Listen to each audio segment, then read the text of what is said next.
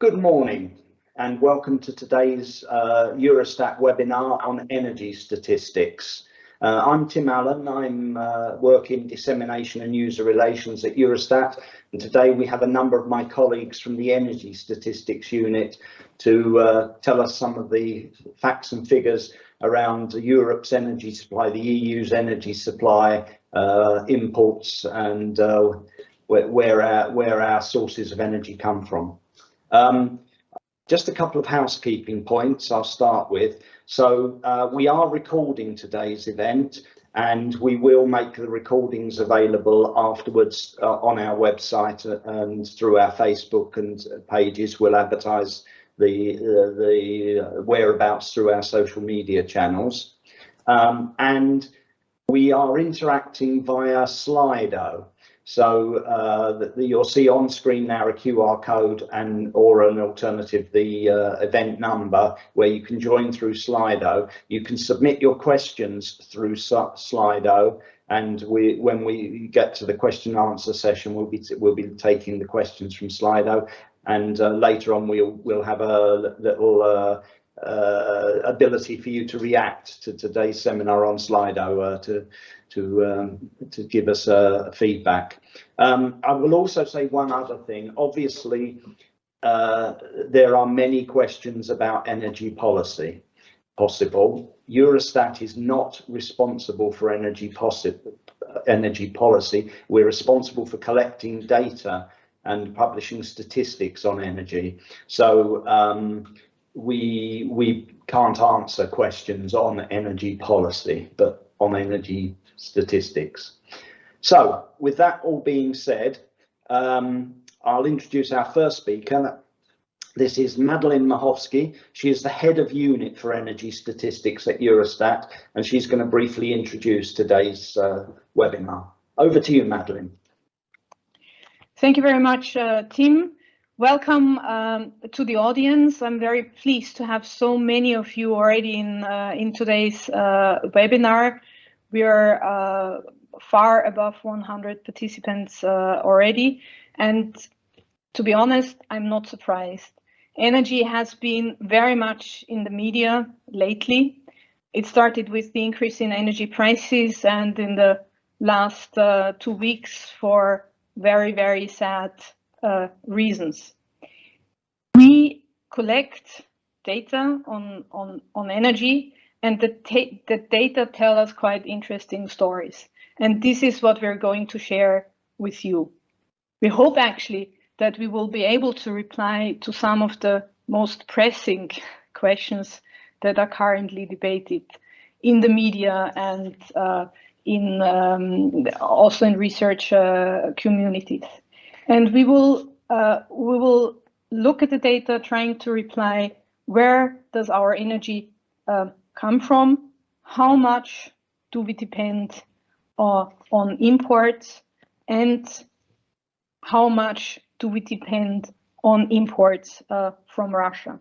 So my team is going to look into the energy mix overall, into import dependency overall, and into the EU dependency from Russia.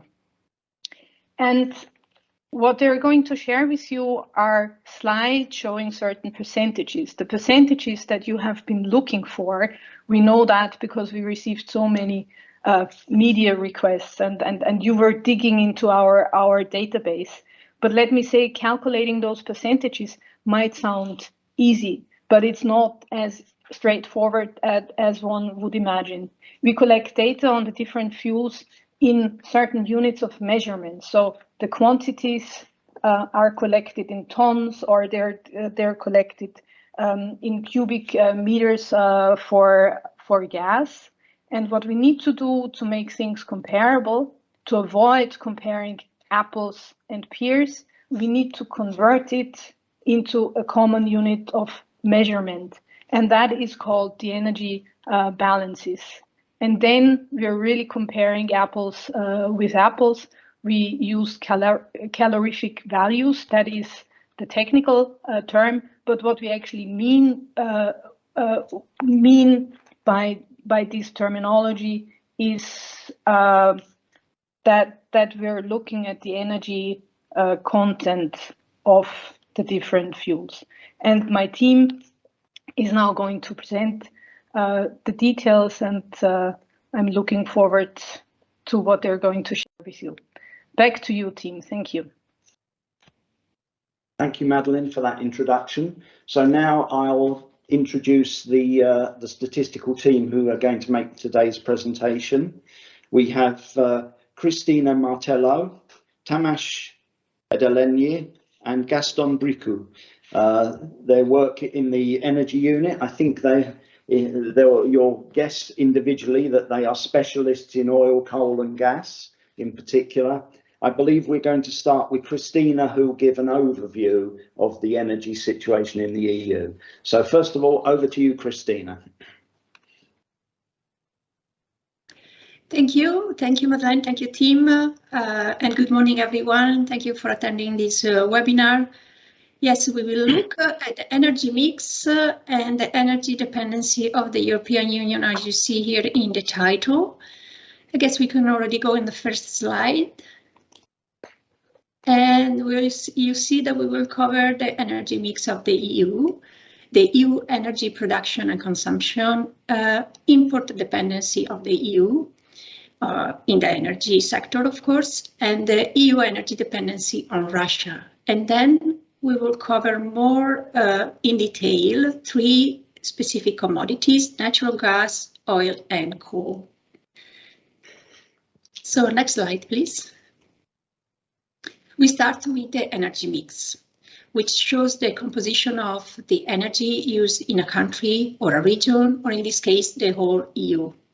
The EU energy mix in 2020 consisted for the most part of oil and petroleum product, which accounted for 34.5%, as you see in the pie chart. 23.7% was natural gas, 17.4% was renewables, almost 13% was nuclear energy, and 10.5% was solid fossil fuels.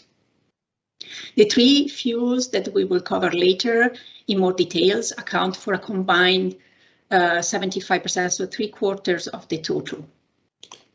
The energy mix has been changing over the years. These trends are, at least partially, the result of efforts to decarbonize the energy system, as you surely know.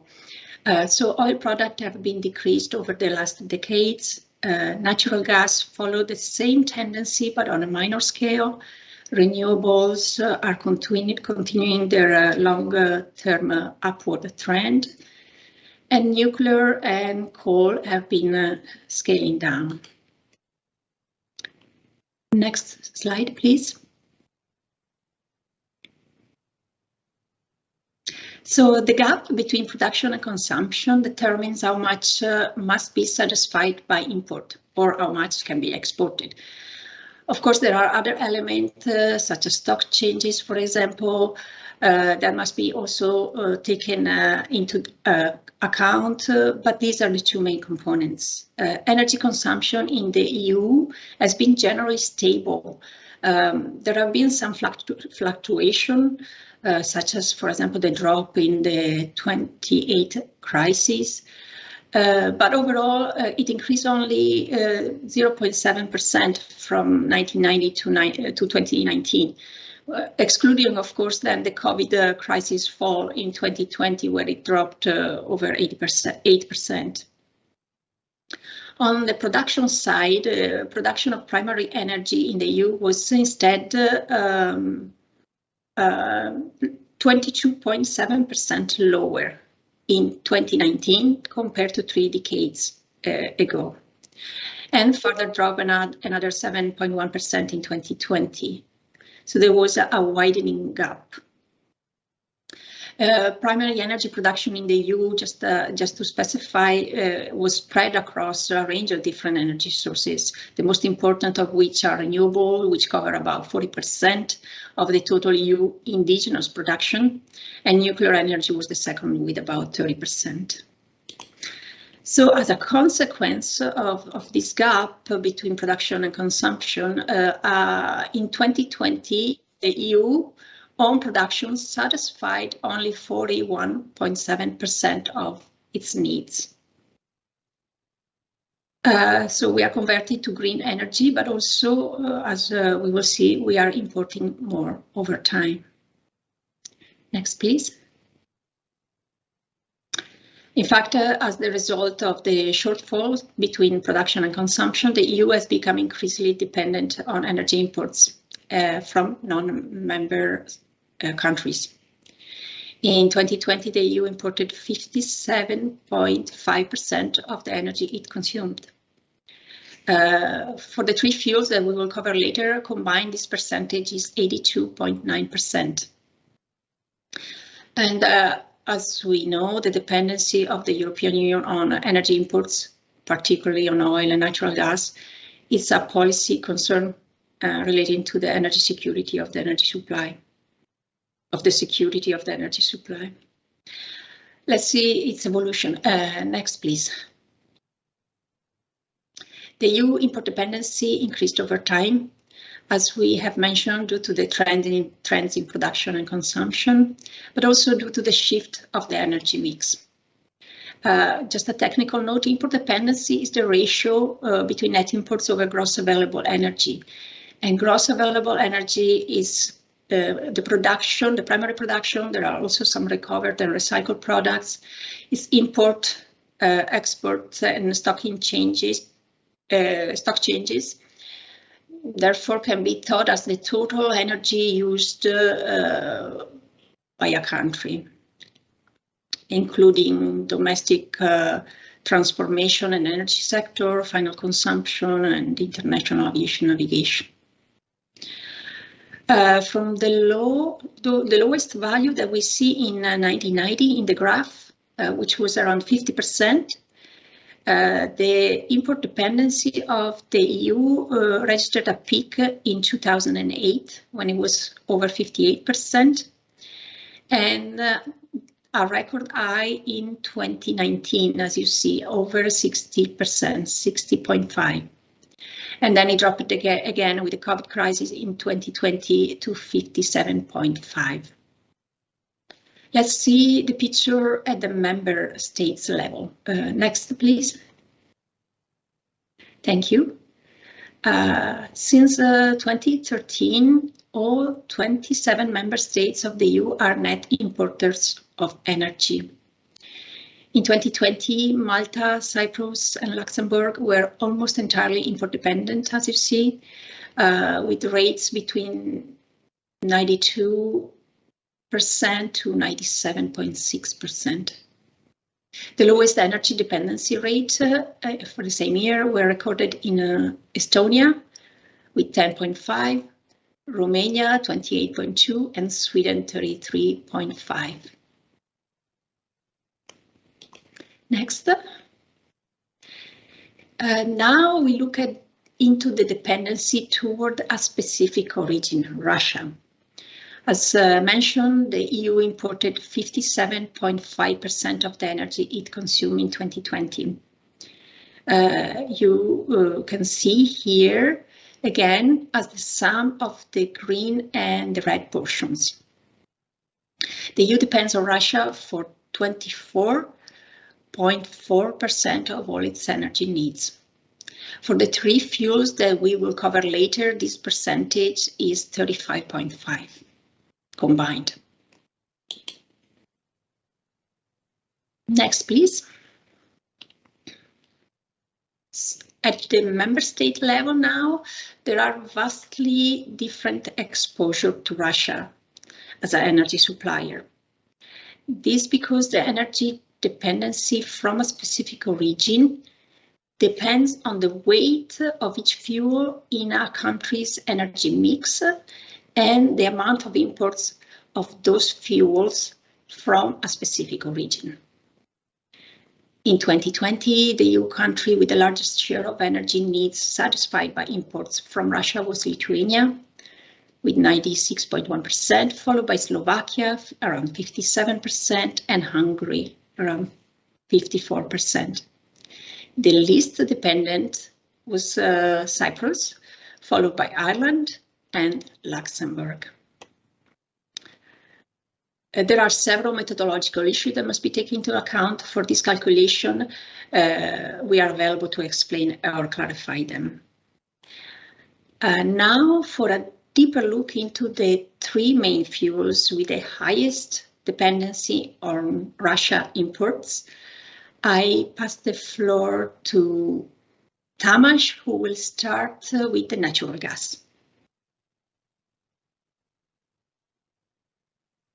Thank you very much, Christina, and good morning to everyone. Thank you for watching us. So let's look at natural gas. Natural gas in general, as also in the European Union, is used most of all for producing electricity and heating, which makes it an incredibly important energy source for households and the businesses alike. Natural gas itself covers 23.7% of all energy needs of the EU. So all the energy we use is covered to about 1/4 by natural gas. The import dependency rate is also very high in case of natural gas. It's over 80%. Why is it so high? Well, basically, trade makes up for the difference between consumption and production.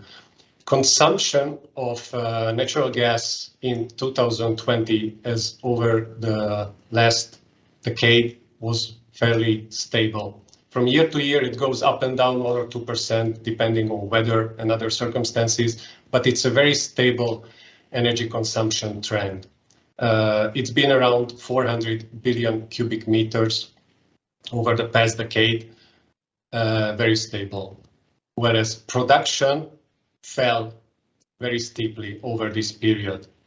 While in 2011, the European Union produced 139 billion cubic meters of gas, now we are down to about 50 billion cubic meters.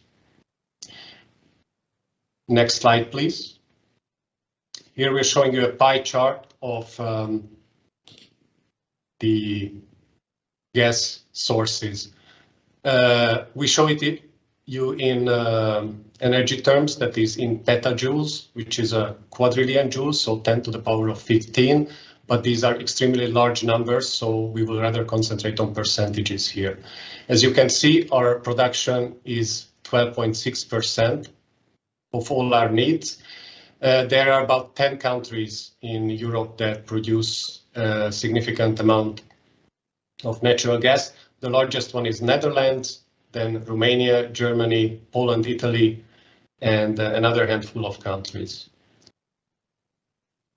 Our production in terms of volume is a little bit higher, but the calorific value, so the amount of energy we can produce by burning a cubic meter of gas, is a little bit lower in our domestic production than in imported gas, which is one of the reasons why we turn to imports over the years.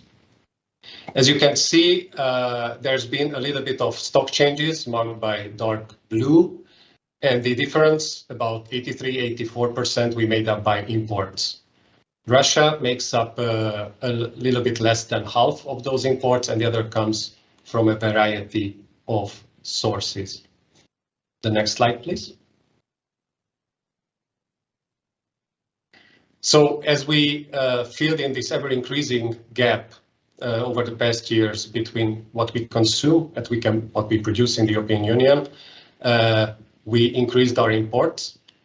And the possibilities of importing natural gas are also quite limited. The market is quite concentrated to not a lot of players. If we look at the concentration of the imports of the European Union of natural gas in 2020, we saw that roughly 2/3 came from only 3 suppliers. Number 1, Russia, number 2, Norway, and number 3, Algeria. Russia imports about 46%. Norway has been quite steady, about just under 20% over the years. And Algeria, over the last 10 years, dropped from around 13% to 7%. If we take the next 5 suppliers to the European Union, Qatar, the United States of America, the United Kingdom, Nigeria, and Libya, then these 8 suppliers altogether make up 90% of all our imports. Next slide, please.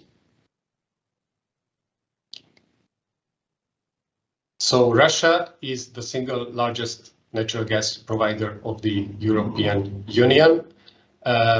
Most of it is gaseous natural gas, so in the state of gas flowing through the pipelines, but there's also a limited amount of liquefied natural gas that the European Union imports. So to put Russia's role into perspective, 46% of the imports of natural gas come from Russia. If we look at all the needs of gas of the European Union, including production and imports, it's 41%. And if you look at the total energy use, the whole energy mix combination that the EU used in 2020, the share is 9.8%. So almost 10% of all the energy we use in the European Union comes from Russia. That makes natural gas the fuel with the highest exposure to Russia, and that makes it so important to the average citizen and businesses and commerce alike. And now back to you, Christina, for oil, please. Thank you, Tamas. Next, please. So we look into the situation for oil now, which is the term that we use to define a family of products which include the crude oil and the petroleum derivatives. So despite the decrease in consumption from the peak of 2 decades ago, oil still holds the largest share in the EU energy mix, 34.5% in 2020. In 2020, the EU production of crude oil, in particular, an essential commodity for the production of transport fuels and for the petrochemical industry, reached the lowest point, 18.7 million tons, while the import dependency increased to 96.2%. The same year, the EU refineries produced over 500 million tons of oil equivalent of petroleum product, which, however, was the lowest quantity ever recorded since 1990, also due to the 2020 crisis, of course. The final consumption of oil for energy and non-energy purposes in the EU was around 384 million tons of oil equivalent. Here again, the lowest ever recorded in the 31-year time series that we cover. The import dependency for the entire family of crude oil and petroleum products fluctuated in the last decades and reached a record high in 2020, when the EU relied on net imports for 97%, precisely 96.96% of its energy needs.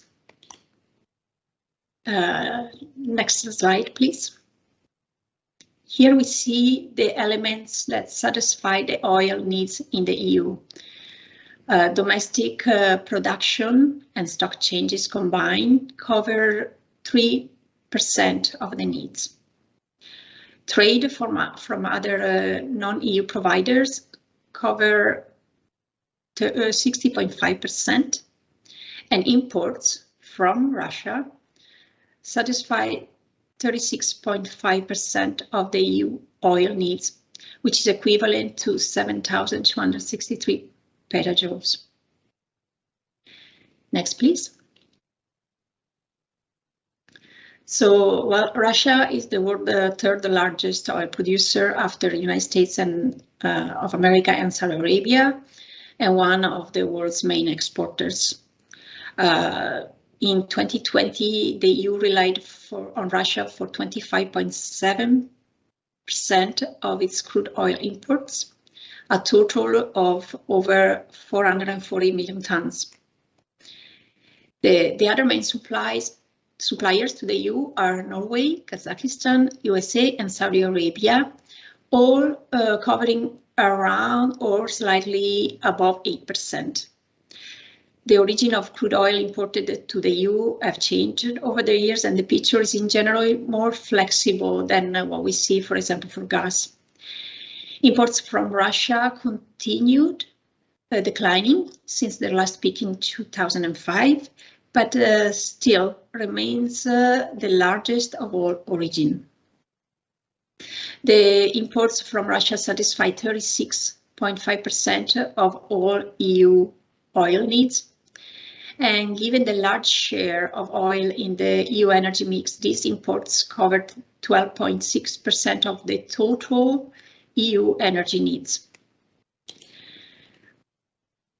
This reliance on Russian oil has been fluctuating, yet decreasing over the last 5 years to the current share of the gross available energy, making this the fuel family with the second highest exposure to Russia after natural gas. Now we look into the coal family, and I pass the floor to my colleague Gaston. Thank you very much, Christina. So indeed, I will present to you the last family that we are going to cover today, which is solid fossil fuels, which we can also call coal. So compared to oil and natural gas, solid fossil fuels has a quite small share of the EU energy mix at 10.5%. And not only is it small, it has also been decreasing. For comparison, in 2019, the share was 13%. So it's decreasing and fast. It also has an import dependency rate of 34.8%, which is lower than the dependency rate for oil and gas. However, this number accounts for all types of solid fossil fuels. So it also includes, for example, lignite, which is a type of coal with a high production in the EU and a high consumption, but where trade is negligible. It also includes derived products, such as coke oven coke, a derived product from primary coal, where the EU is actually a net exporter. So what is interesting is to look at the most import-dependent solid fossil fuels, which is hard coal. Hard coal is an aggregate of anthracite and bituminous coal. It amounts for around a third of all solid fossil fuels, and it is used primarily in the iron and steel industry, as well as for power production. A part of it is used for this as well. And for hard coal, many EU countries stopped producing hard coal over the years, and the consumption of hard coal decreased as well. So the two curves decreased since 1990. But hard coal production, especially in the 90s and the 2000s, decreased faster than consumption. And so the gap was filled in part by imports. Next slide, please. So here again, you see the same kind of chart as for oil and gas, but again, this is considering all solid fossil fuels, which is why the production is quite high at around 3,600 petajoules, because it also, for example, includes the production of lignite. And you can see for the trade, which accounts for the trade of all solid fossil fuels, but mainly of hard coal, that Russia is about half of all imports, and that the other half is taken by other suppliers. Next slide, please. So in 2020, 52.7% of the EU's hard coal was imported from Russia, so a bit more than half. And the share of Russia actually in the 2010s increased. The share of Russia in imports of hard coal. The EU also had other suppliers, but the share of imports from these suppliers in the 2010s either stagnated or decreased. And Russia is one of the only suppliers where the share actually increased. However, the imports from Russia decreased again from 2018 onwards as consumption of hard coal plummeted. From 2018, suddenly the consumption of hard coal has known a very, very large fall. The other main suppliers in 2020, the two main ones that we can quote are the United States with 17.5% of hard coal imports and Australia with 15.8%. And when you take into account these hard coal imports from Russia, these imports cover a bit more than 30% of the EU's hard coal consumption. So not a negligible numbers by any means, but when you take into account all total energy needs for all fuels for the entire EU, this is around 2%. So Not a negligible number for coal, but it's fairly small compared to the global picture of energy needs, which also highlights the decreasing share of coal in the EU energy mix, especially in recent years. Next slide, please. So with this, we wanted to thank you for having listened to our presentation. And now I give the floor back to Tim for the Q&A. Thank you. Thank you all. So Q&A next. I will remind you again that we're collecting the questions through Slido, and we may even answer one or two in Slido, and we will try and provide links in Slido sometimes if they seem useful. Please keep asking on Slido. So thank you, Christina, Tamas and Gaston, for your presentation. You are coming back to join the panel for the Q&A. You are joined again by Madeline, who we've already met, the head of unit, and we're also joined by another expert statistician from the unit, and that will be Marek Sturk, who will also be on the panel. So I will try and distribute the questions accurately. If I make a mistake, don't worry, step in and take it over from your colleagues. I'll start we have a first question, which I will start by saying it's about the Neptune Deep project. And that is a question on a particular project and a particular policy issue, and that, I'm afraid, lies outside the competence of Eurostat. So we don't have a specific answer about that. We can direct you to the appropriate spokesperson to ask that question. That would be the spokesperson for energy of the European Commission, but it's outside Eurostat's competence. Then there's a second question, which is quite a broad one, which I'm going to ask Madeline perhaps to say a few words about. This is, can we have some perspective related to the European Green Deal as regards green energy, green jobs, etc.? Now, some of that is outside Madeline's responsibility, but Madeline, can you say anything about the role of energy in the Green Deal and what we'll be measuring and monitoring and looking at? Yes, of course. I mean, today we focused on the fossil fuels, considering the political background and considering the focus on Russia. But the European Green Deal is very much alive and kicking, and all the big targets of the Green Deal relate to a large extent on energy and the successful energy transition. Let me mention the target for renewable energy sources, and there are also targets for increasing energy efficiency. So these two objectives go hand in hand. And actually, in 2020, for the first time, the share of renewable energy sources outpaced the share of fossil fuels in electricity generation. So this was the first time that the two lines crossed. My colleagues can certainly provide the absolute share. I don't remember it correctly, but it's around 18-19%, I believe. But we will share it. We will share it in Slido. So. What we also see, and my colleagues referred to it, we see that coal plants are being closed down, so they're being decommissioned. That is what we saw in the figures my colleagues presented.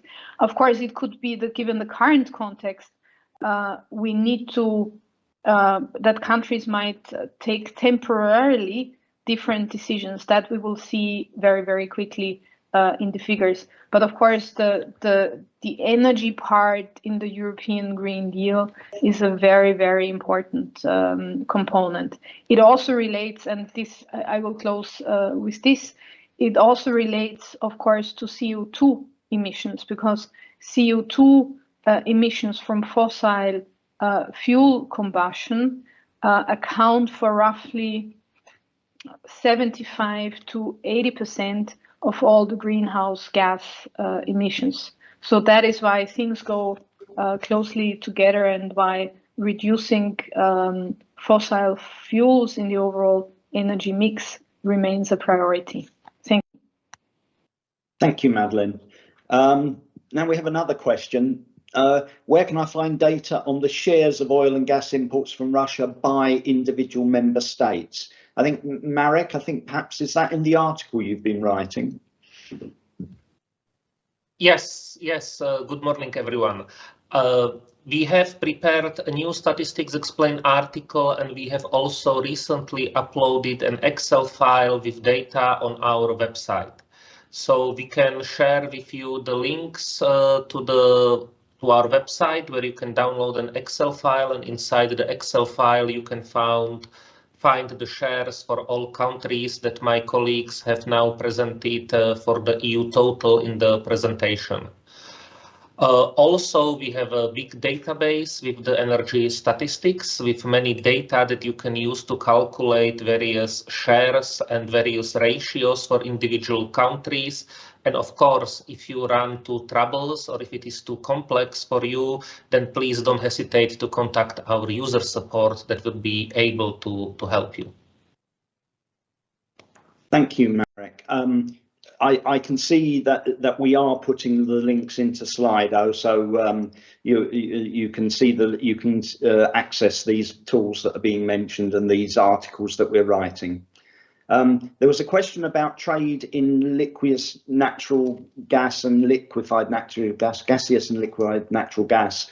We're going to answer that directly in Slido, we think, because that's a little more technical, perhaps. Let's see, what's next? Where's my next question? I'm sorry, yes. Is it possible to get the slides shown? Yeah, we'll try and make the slides available. We have a news article on our website. We have the page for this webinar, and we'll put all appropriate links in there along with the recording of the session afterwards. So then moving on, now an interesting question. Is this Russian energy dependency available at the NUTS 1, NUTS 2 level? For those who may or may not know, NUTS 1, NUTS 2 refers to a regional breakdown of the EU, so going lower than member states. Marek, Madeleine, does somebody want to say something about whether or not we have energy data at regional level, let alone dependency? Madeleine. Yes, on this, we collect data at the national level, so there is no breakdown at the regional level. NUTS 1 is the reply. Okay, thank you, Madeleine. So then we have another general question, which I think again is for Madeleine and Marek. Perhaps, is it relevant to use 2020 data in taking account the lockdowns and curfews? Has there been a change in the energy mix that year? I'm not sure who wants to take that first. I can of course answer this question. So indeed, the COVID-related pandemic has effect on the energy consumption, and the lockdown significantly affected air transport sector. However, if we look to a big extent on the industry as whole, the pandemic did not cause a significant shift in the energy's use.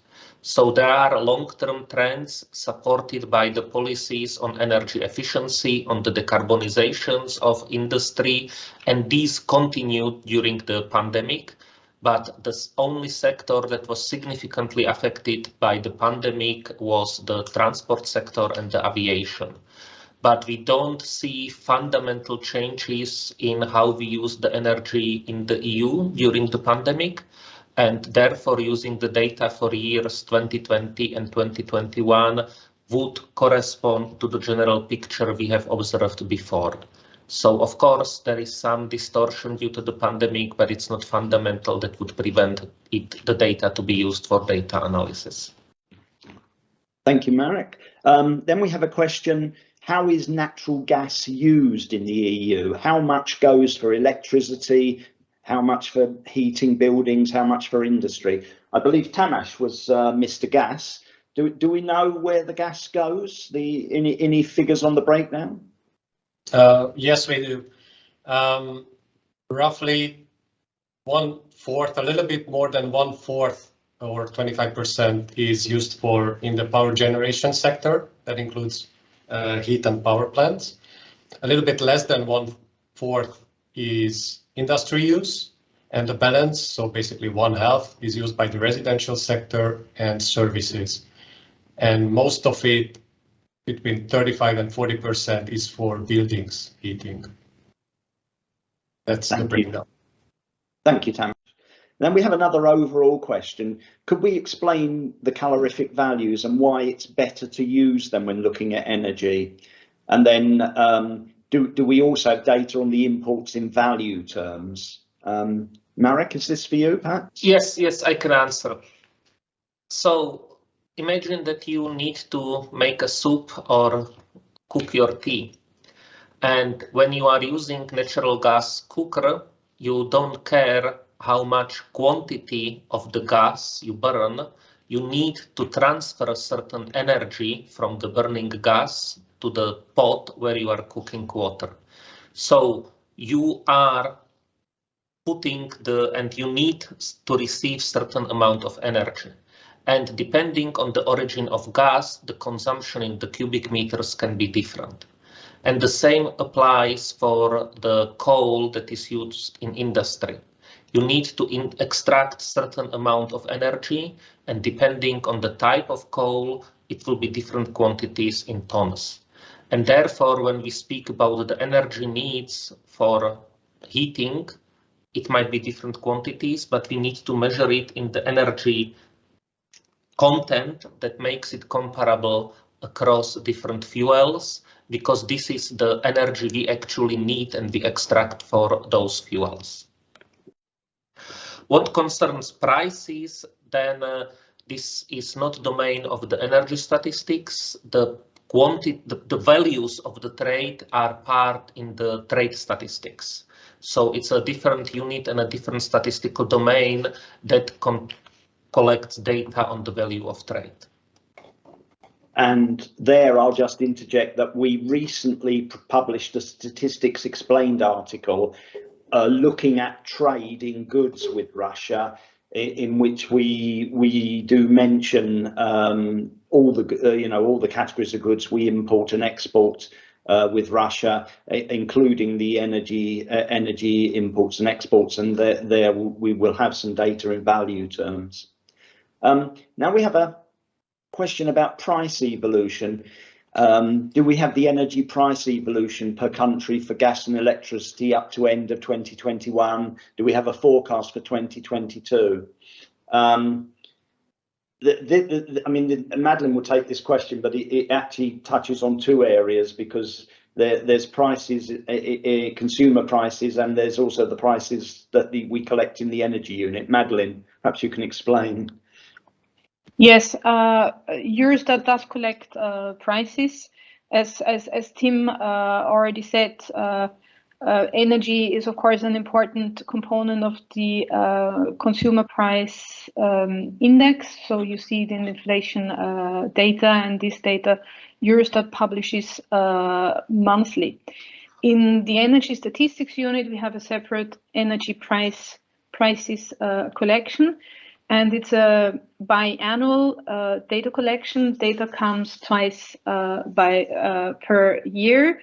And in 2 weeks is the deadline for countries to report the 2021 data. And we will be publishing energy prices for electricity and natural gas, that is, in April, roughly 3-4 weeks later, probably three weeks later.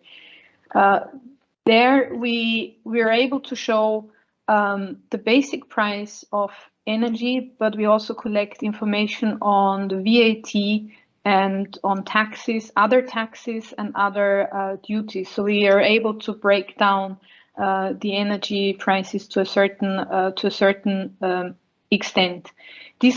We do not do forecasts. This is not our job, but those forecasts are made by researchers, or I would just recommend look at the futures markets. But Eurostat does not do forecasts. What will be interesting to see, of course, are the measures that member states are already taking in order to support consumers and also household consumers and also industrial consumers, that they're not as much exposed to the energy prices. So we see already their plans to adapt certain duties, certain taxes. There are even discussions about reducing VAT rates and so on. That we will see. In our data, the one that we collect in energy statistics in autumn. Thank you. Thank you, Madeline. And I'll just reiterate. The inflation data is available monthly, so month by month you can see the consumer price inflation for energy products in inflation. And in fact, because energy inflation had been so volatile, has been and is being so volatile recently, we even did a special little news item on it. I think on the 25th of February, we published a news item looking specifically at energy price inflation in consumer prices. So you could go back and look that up as well. So moving on. So here's an interesting technical question for one of our technical experts. Should we take into account the effect of conversion efficiency, which is 100% for solar, hydro, wind, and much less for nuclear combustibles? So I'm not sure, is that one for you, Marek? How do we allow for conversion efficiency in our statistics? There are international conventions how to compare and account for nuclear and renewable fuels, such as comparing solar, wind and hydro with the combustion of the fossil fuels like natural gas and coal. So in the statistics, the convention is that we take the first form of energy that is practical for multiple uses, which means for hydropower, it would be the electricity we create from it and not the energy of the water. The same way, not the energy of the wind, neither the energy of the atoms. We look on the first form of energy, which is the heat generated in the nuclear core or the electricity generated in hydro, and that we can compare with the heating value of the different fuels. Thank you, Marek. Now we have another sort of technical question. I'm not sure who's Mr. or Mrs. Nuclear Power, but when talking about import dependency, nuclear is not considered as an import. So the uranium that fuels a nuclear reactor. Is that the case? And if yes, why so? So is that one for you, Marek, or is somebody else? Yes, it's also for me, and I apologize. It seems like my camera is stuck. Nuclear energy is slightly different to the fossil fuels. And while in the operating cost of the fossil fuel power plants, it is the cost of the energies that account for the significant part of the costs of the operating and generating electricity. In nuclear power plants, the significant costs are upfront when building the nuclear power station, and the cost of the fuel are much smaller in the perspective of actually generating electricity. In addition, there are multiple sources worldwide where the nuclear fuel can be acquired, and the fuel can be stored for many, many years, and the storage is actually very small compared to the quantity of electricity produced. Therefore, regardless where the actual uranium or plutonium is imported from, the nuclear generation in energy statistics is always considered as domestic production in the country where the nuclear power stations are located. But in reality, indeed, a significant portion of the nuclear fuel in past was coming from Russia and is of Russian origin. But it can be easily acquired from United States, Australia, and other countries. Okay, thank you. Then we've got a question. Is it possible to find statistics on energy imports by economic sector instead of the approach by member state? So do we do that at all? Any of you? Do we? I see Tamas is moving again. Sorry, Marek is moving again. I was just testing my camera, but okay. As far as I know, we don't have these statistics, but it would need to be checked in details with other units. So I cannot confirm it 100%. Okay, thank you. The next question is also about nuclear energy, and I think Marek's already answered that on the how we look at imports of nuclear fuel. Then there's another question on a detailed breakdown. So is there a breakdown of petroleum products, diesel, unleaded, etc., to member states from source countries? So I believe Christina was our oil expert. So can we break down oil imports into more detailed products, source and destination? Yes, absolutely. In our database, you can search and find imports for each specific product in the oil family and each source. Of course, we're talking about imports, but the same will apply to exports. And I'm not sure we can share the link to the main table where you can find all this data in Slido. Okay, we'll see if we can. There's a question that I'll take because it's one I think I can deal with quite quickly, which is a question about whether we have a model to predict how the development of renewables will impact dependency. And I think, as Madeline and others have already said, we don't do that sort of modelling and future predictions. Other bodies within the European Union may. But we don't model and predict. Then Tim.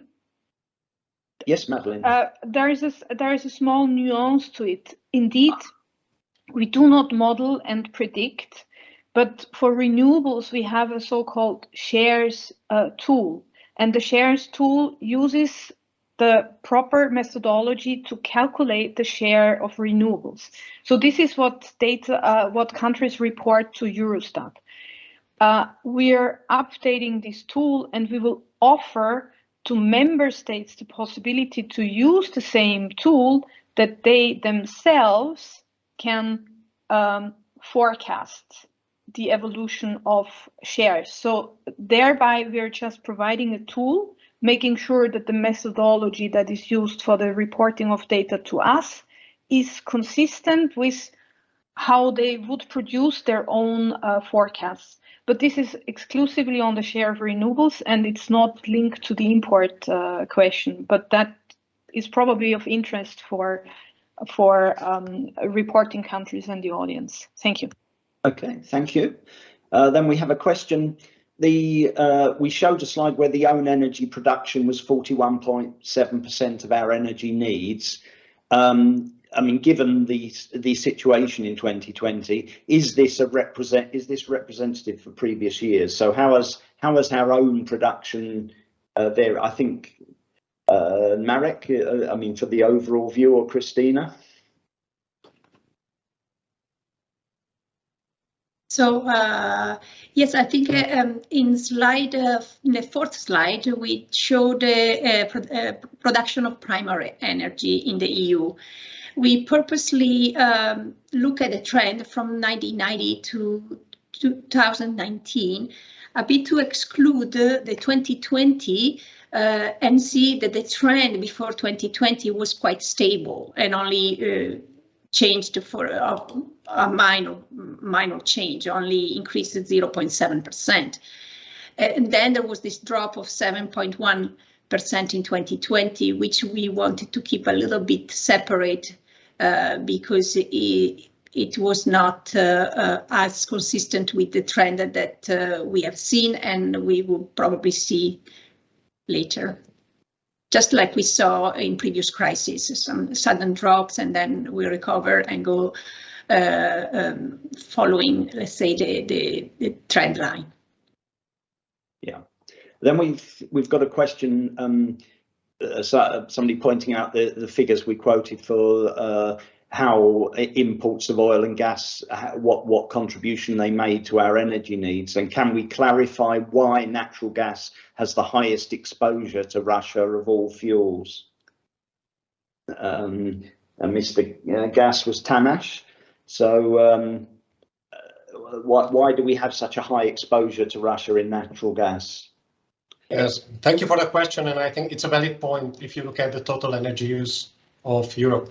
We speak about highest dependency of natural gas towards Russia in imports because Russia has the highest percentage among the imported energy in that particular fuel. So if we look at how much we import as EU from Russia in vis-a-vis the total imports, then it's about 41% in natural gas, 36% in oil, and 19% in solid fossil fuels or coal.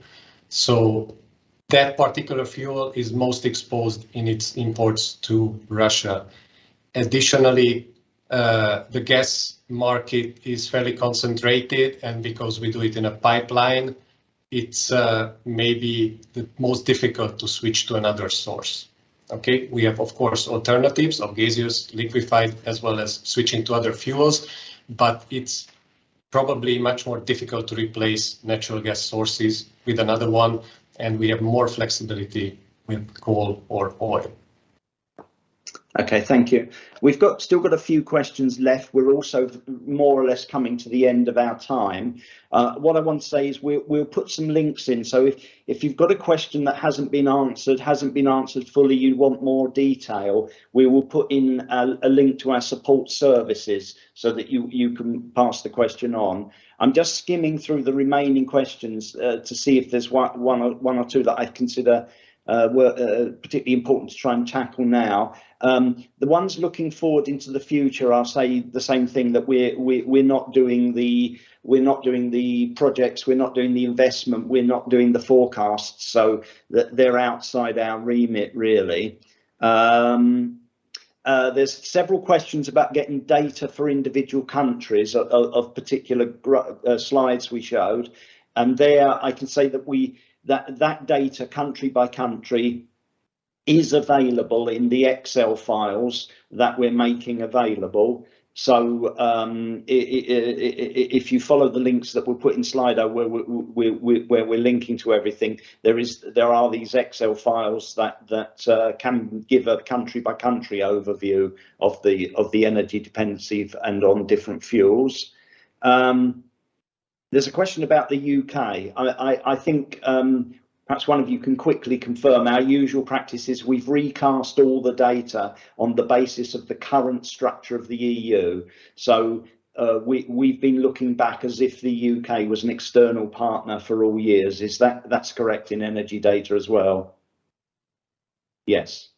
Yeah. So the EU, the UK, and do we know how I mean, we had one or two, we did mention in at least one slide that the UK is a main trading partner was that for gas, I believe, but we can look up the data for how the UK relates to each of those.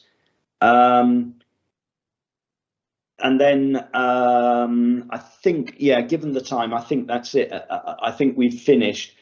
I will say a couple of points. So thank you to our panel, to Madeline, Marek, to Christina, Tamas and Gaston for taking and answering the questions. We're putting a lot of links into the Slido, and the recording of this webinar will be available hopefully fairly shortly on our website. Let's see, what else do I say? Yes, we're putting a little satisfaction survey and follow up to the webinar on Slido, and we'd greatly appreciate it if you take the time to answer those few questions in Slido.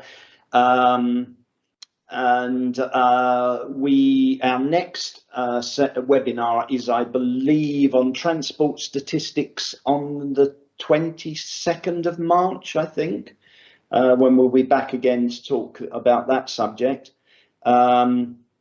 As I say, we'll try and make sure you've got all the links, but if you've got a question that you feel wasn't answered adequately, that we didn't get round to, or that you want more detail on, I can recommend both. I've played with the Excel files that are being made available, and I found them relatively easy to use, quite easy to use and quite informative, and we'll make links to those available.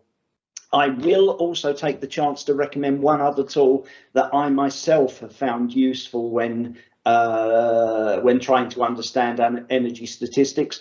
On our website, we have a Sankey diagram for energy flows.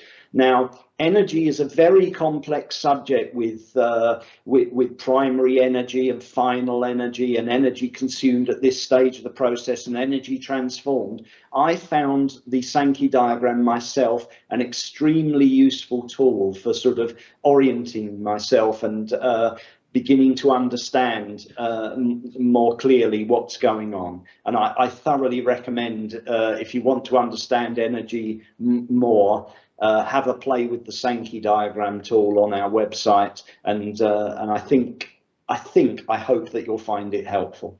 So we're just slightly over time, so I would just finish by thanking all our panelists once more, thanking our audience, thanking you for your very interesting and challenging questions. We hope we've begun to answer your questions. As I say, I recommend we'll be putting up links to a lot of other resources. So thank you all for your time. Thank you.